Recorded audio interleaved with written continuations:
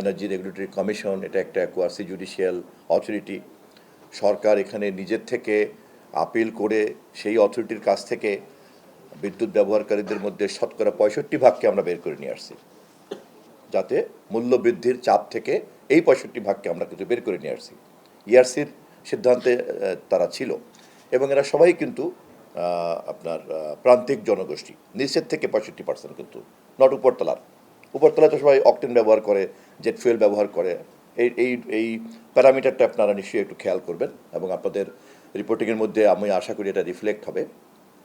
আপনারা কথা বলতে গিয়ে বারবার কিন্তু পুরনো এবং বিগত সরকারের রেফারেন্স দিচ্ছেন, এবং আপনাদের নিশ্চয়ই অভিজ্ঞতা আছে যে এই অপরাধগুলি যখন প্রায় 1-1.5 দশক যাবৎ হয়েছে লুটপাটের, আপনারাই তো গণমাধ্যম ছিলেন, এবং সেখানে জবাবদিহিতা কতটুকু তাদের কাছ থেকে পেয়েছেন, এবং আপনাদের মতো এরকম দক্ষ গণমাধ্যমের সামনে দিয়েই কিন্তু এই কাজগুলি ঘটেছে। আজকে যে বিদ্যুৎ পরিস্থিতির পরে দাঁড়িয়ে আছি, এবং নিশ্চয়ই আপনারা নিশ্চয়ই বোঝেন যে এত দীর্ঘ দুর্নীতির যে একটা চক্র, বিশেষ করে বিদ্যুৎ এবং জ্বালানিকে ঘিরে, আবার সেখান থেকে বের হয়ে আসাটা কি পরিমাণ সময় লাগতে পারে আপনারা নিশ্চয়ই বোঝেন। এবং আমাদের উপদেষ্টা যেটা বলেছেন যে একদিকে যেমন দীর্ঘমেয়াদী পরিকল্পনাতে হাত দিতে হচ্ছে, যাতে আমরা বিদ্যুতে স্বয়ংসম্পূর্ণ থাকতে পারি, জ্বালানিতে আমরা যারা নিজেদের জ্বালানির উপর নির্ভর করতে পারি, এবং আমরা যাতে এটাকে সহনীয় পর্যায়ে আনতে পারি।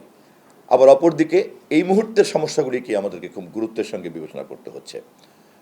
একই সঙ্গে আমাদেরকে মনে রাখতে হচ্ছে যে দেখেন যে 41,000 কোটি টাকার যে ভর্তুকি আমাদেরকে এখনও দিতে হচ্ছে, আমরা যদি আবার অপরদিকে খেলাফি ঋণের দিকে তাকাই, অথবা আমরা যদি আমাদের এখান থেকে মানি লন্ডারিংয়ের পরিমাণের দিকে তাকাই, আমরা যদি এখানে আমাদের ইনফরমাল ইকোনমির সাইজের দিকে তাকাই, তাহলে কিন্তু এই 41,000 কোটি টাকা কিন্তু কিছুই না। এবং এই অপরাধগুলি করে এই পরিমাণ কালো টাকার মালিক যারা হয়েছেন, দেশে এবং বিদেশে পাঠিয়েছেন, সেই অপরাধের বোঝাই কিন্তু বহন করতে হচ্ছে এই এখনকার ব্যবস্থাপনার যে সংকটের মধ্যে বর্তমান সরকার আছে।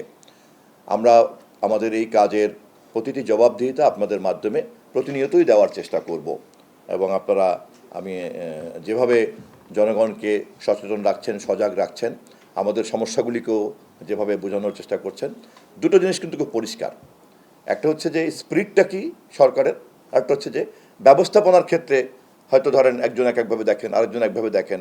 ব্যবস্থাপনার দৃষ্টিভঙ্গি কিন্তু ভিন্ন হতেই পারে, ম্যানেজমেন্ট একজন এক একভাবে ম্যানেজ করবেন, বাট স্পিরিটটা কিন্তু খুব পরিষ্কার। একটা দুর্নীতিগ্রস্ত দীর্ঘমেয়াদী অপরাধী এবং দুর্নীতি চক্র অলিগার্কের কাছ থেকে এটাকে বের করে এনে ধীরে ধীরে ধীরে ধীরে এটাকে সুস্থ জায়গায় আনতে হচ্ছে। আপনাদের প্রশ্নের মধ্যেও সেই স্পিরিট রয়েছে, আমাদের কর্মের মধ্যেও সেই স্পিরিট রয়েছে।